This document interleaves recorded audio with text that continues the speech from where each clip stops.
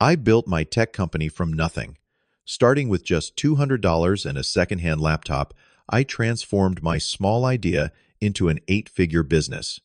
But what most people do not know is that my parents abandoned me when I was 12 years old. They took my younger sister and vanished without explanation. For 15 years, I heard nothing from them until last Tuesday when my phone rang unexpectedly. The shock of hearing my father demanding money for my divorced sister left me speechless. Apparently, it was my duty as her rich big brother. Before I tell you how I handled this family bombshell, let me know where you are watching from in the comments below and hit that like and subscribe button if you have ever had to deal with entitled family members coming back into your process. Life. Growing up in a working-class neighborhood in Detroit, my childhood was far from ideal. My father had a severe gambling addiction that constantly drained our family finances. Every paycheck disappeared within days, leaving us struggling to make rent and buy groceries.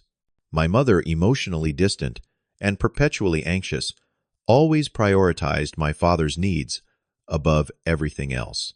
She would often say, "Your father works hard for this family," while ignoring the fact that his addiction was destroying us. As the years passed, their neglect became more apparent.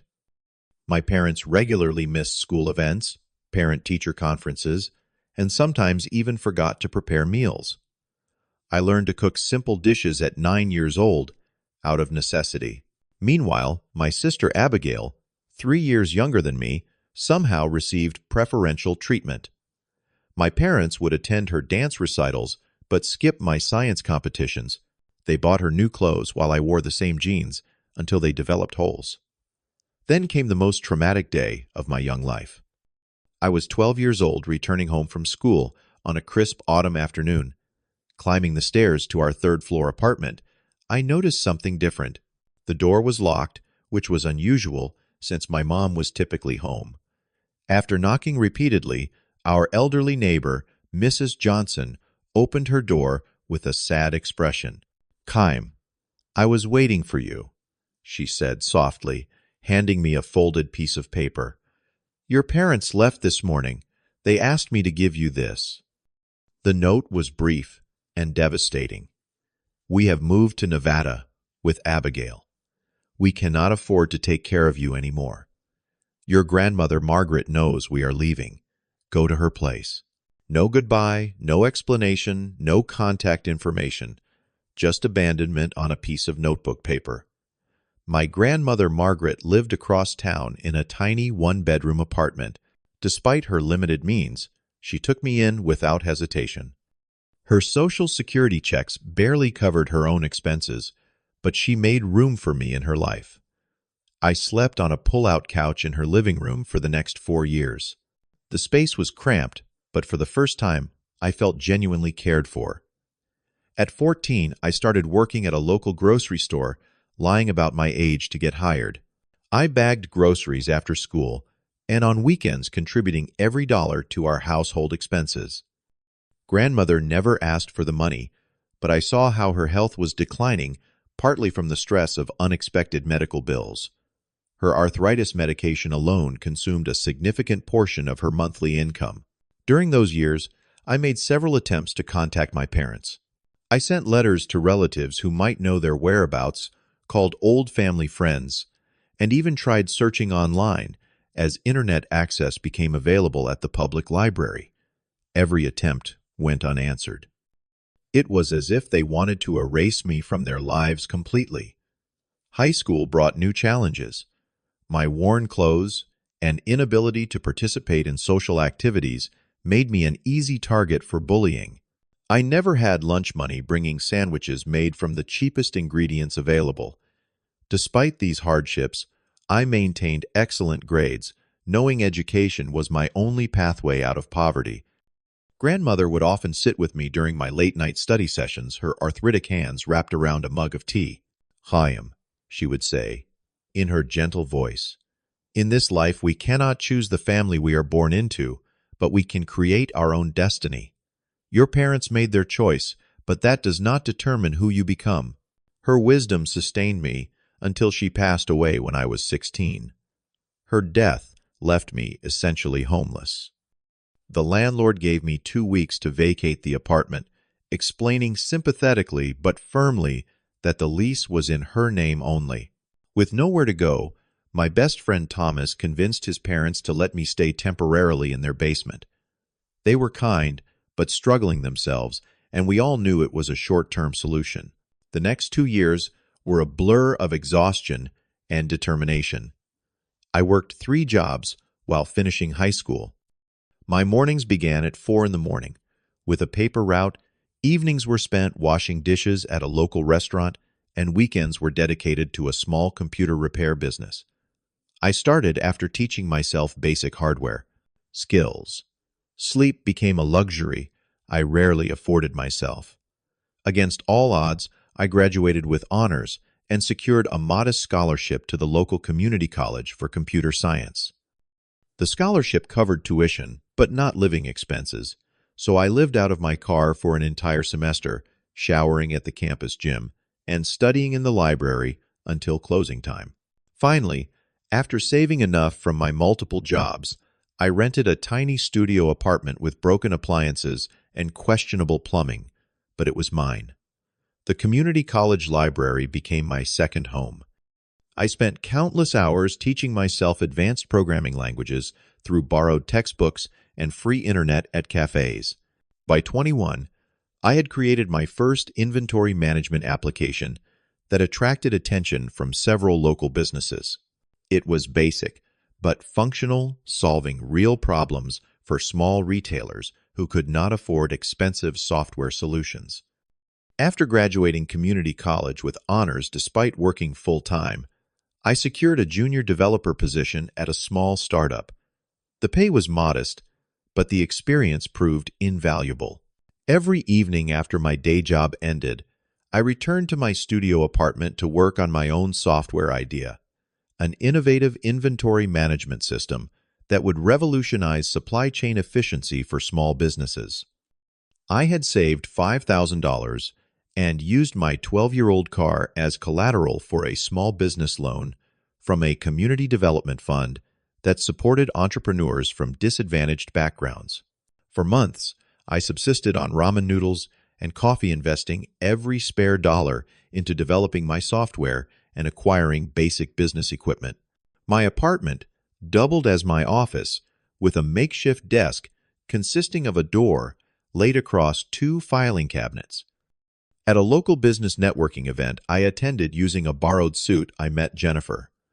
Unlike others who dismissed my ambitious plans, she listened intently as I explained my vision. Jennifer worked in marketing and immediately saw potential where others saw only risk.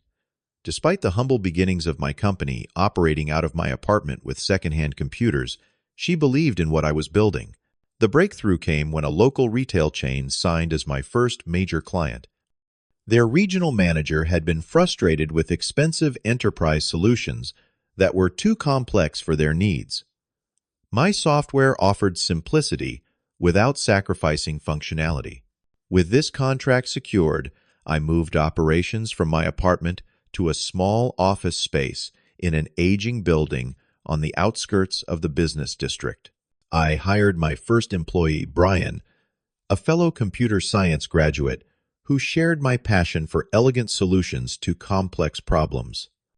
Together, we refined the software, adding features requested by our growing client base. Each new version improved upon the last, and word of mouth began spreading about our product. As my business life stabilized, Jennifer introduced me to her family, who welcomed me with open arms. Sunday dinners at her parents' home became a cherished tradition, filling the family-shaped void in my life. Through Jennifer and close friends like Thomas, who had supported me in my darkest times, I created a chosen family bound not by blood, but by genuine care and shared experiences. Within 18 months, we expanded to 3 employees and secured larger contracts with regional businesses. The cramped office space no longer sufficed for our growing operation. We moved to a proper office suite, complete with a small conference room where we could professionally host potential clients.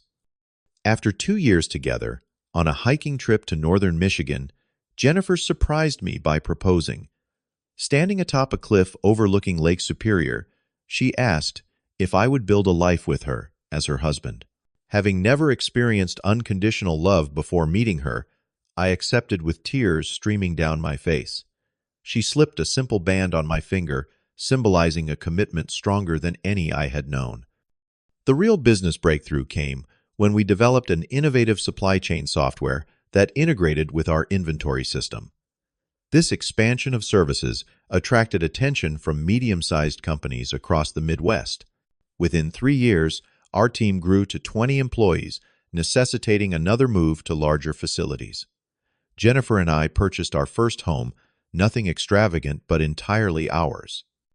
After years of housing insecurity signing, those mortgage papers represented more than a financial transaction. It was tangible proof that I had overcome my past, creating stability where there had been none. With increasing success came the opportunity to give back. We established a foundation focused on helping abandoned youth with education and housing support. Every scholarship awarded, every apartment secured for a homeless teen felt like healing my own past wounds while preventing others from experiencing similar pain. One evening, mindlessly scrolling through social media, I stumbled across my sister Abigail's profile. Her pictures showcased a lavish lifestyle in California, expensive cars, designer clothes, and luxury vacations. Through a mutual acquaintance, I learned my parents had settled comfortably in a Nevada suburb, maintaining regular contact with Abigail throughout the years. This discovery reopened old wounds, but rather than dwelling on the past, I chose to focus on the present and future I was building. As my company continued growing, we attracted attention from industry publications.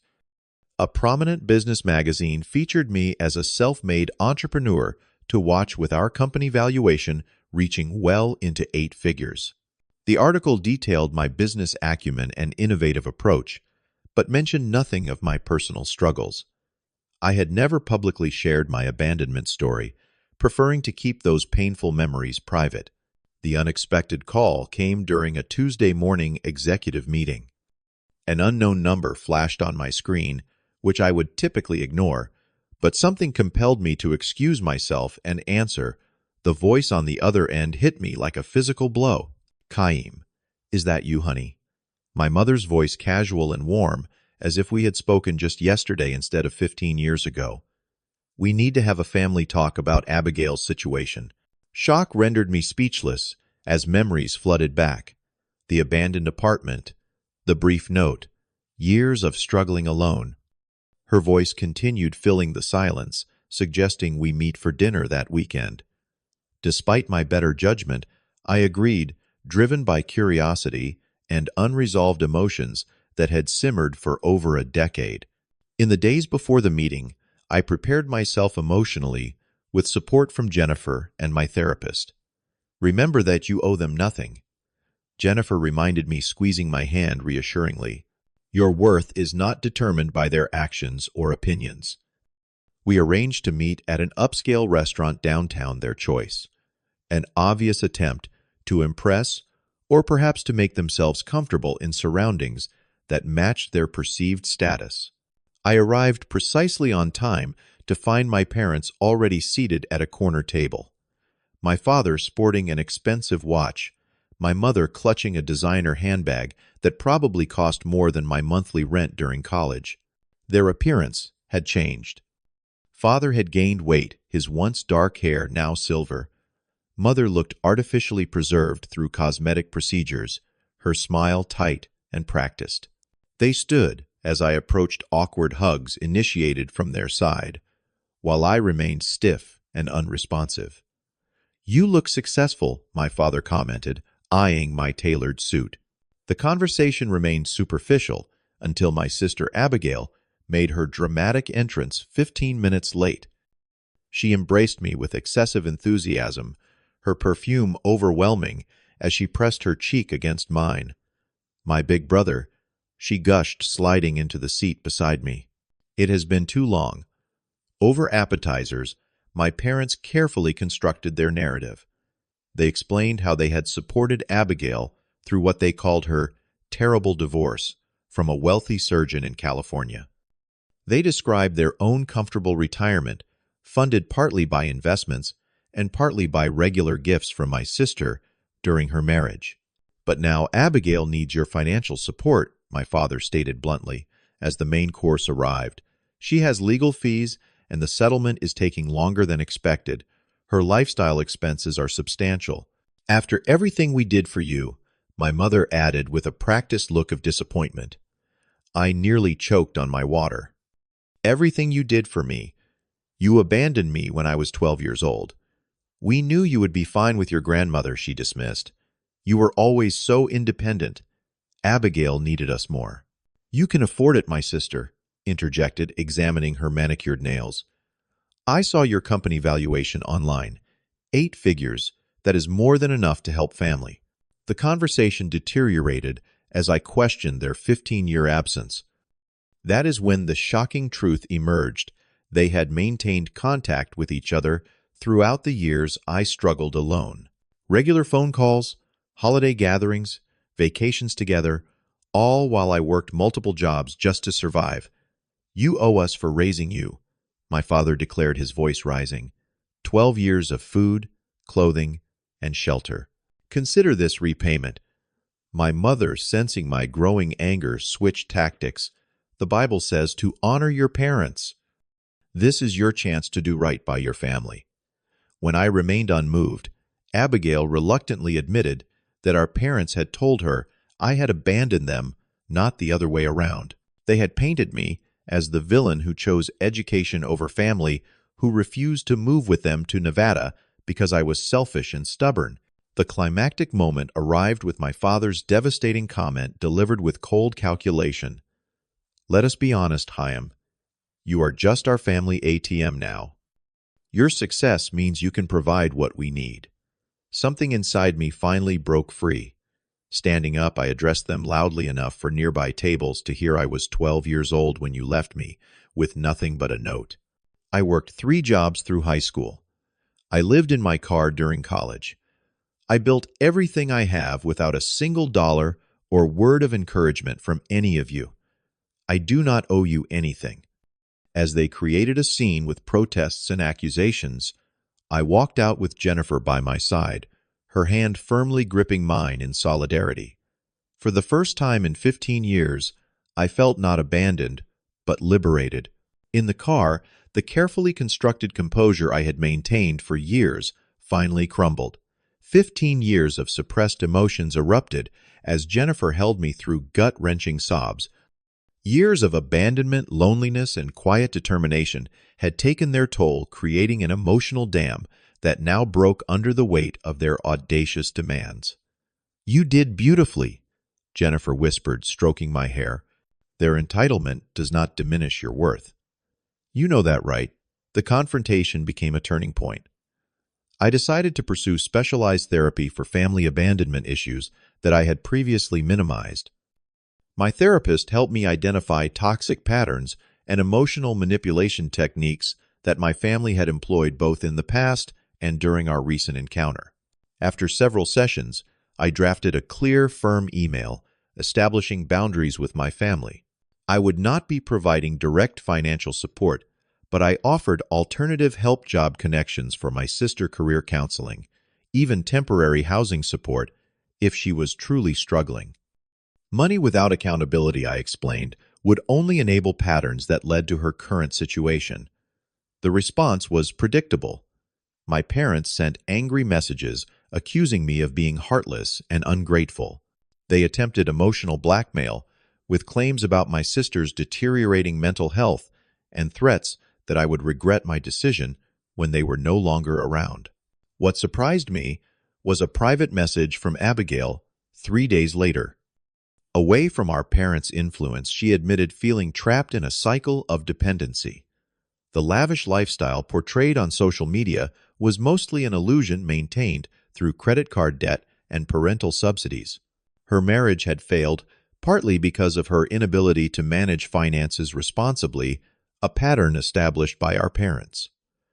I suggested meeting alone at a coffee shop near her hotel. During our 3-hour conversation, we pieced together how our parents had manipulated both of us for years, telling each selective versions of the truth to keep us separated.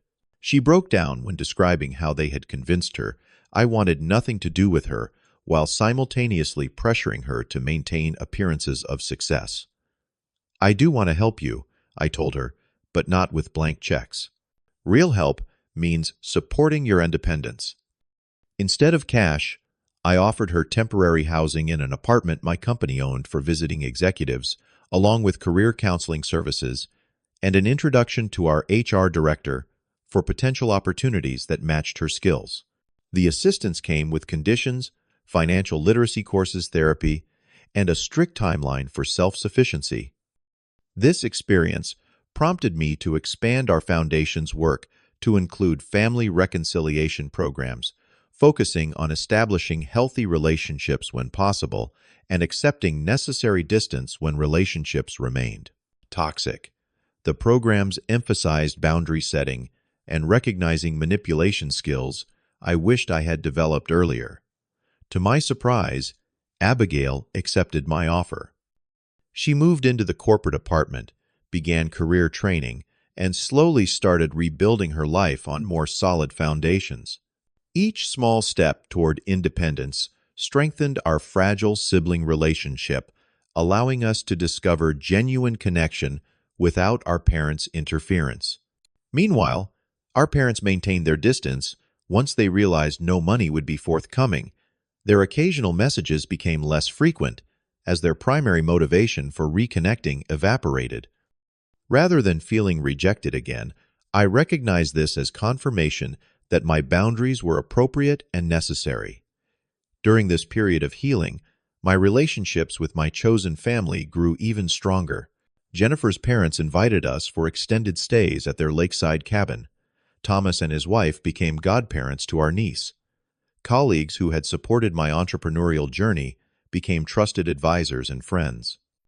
These connections, built on mutual respect rather than obligation, proved that family could be chosen and cultivated. When Jennifer shared news of her pregnancy 6 months later, it brought a new perspective on family. The idea of becoming a father terrified and excited me in equal measure. Would I know how to provide the emotional security I never experienced? Jennifer's unwavering faith in me, along with continued therapy, helped transform this fear into determination to break generational patterns. Abigail and I established a limited reconciliation on healthier terms. Weekly dinners allowed us to rebuild our sibling bond, discovering shared memories and creating new ones.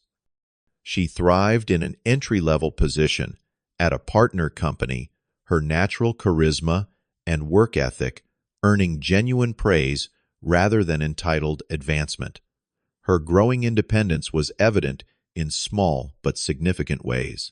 She began declining our parents' calls when they became manipulative. She started therapy to address her own abandonment issues. Most importantly, she expressed genuine gratitude, not for financial support, but for the opportunity to stand on her own feet. 6 months into her new job, she secured her own apartment and insisted on paying back the training costs through small monthly payments. "I need to do this," she explained, when I suggested forgiveness of the debt. "Not for you, but for me. To prove to myself that I can be responsible." The final confrontation with my parents came unexpectedly at a restaurant where Jennifer and I were celebrating our anniversary. They appeared at our table uninvited and unwelcome. Rather than causing a scene, I asked for 5 minutes of private conversation near the entrance. "I forgive you." I told them calmly, "Not because you deserve forgiveness, but because holding on to resentment only hurts me. However, forgiveness does not mean restored relationship. You have shown repeatedly that you see me only for what I can provide, not who I am." Their protests fell on resolved ears as I returned to Jennifer, leaving them standing at the restaurant entrance. That simple boundary, calmly enforced, provided closure that years of therapy had prepared me to accept. The most profound lesson from this journey was understanding that family is defined through actions, not blood. The people who stand beside you through hardship, who celebrate your successes without envy, who offer honest feedback instead of manipulation, those are your true family, regardless of genetic connection. My wife and I created new traditions with our chosen family and with Abigail, who earned her place in our circle through genuine change. Sunday brunches, holiday gatherings, and monthly game nights built connections stronger than the biological ties that had been severed long ago. As I prepare to welcome my first child, I reflect on finding peace not through resentment, but through boundaries. The abandoned boy who once slept in a car has created a life rich with purpose and authentic connection. Our story is not determined by those who failed us, but written by the choices we make every day. What about you? How have you defined family in your own life? Is it through blood relationships or connections you have chosen and cultivated? Share your thoughts in the comments below. If this story resonated with you, please like and subscribe to hear more journeys of resilience. And consider sharing this video with someone who might need to hear that they too can write their own story despite difficult beginnings. Thank you for listening, and remember, the family that matters most is the one that shows up when it counts.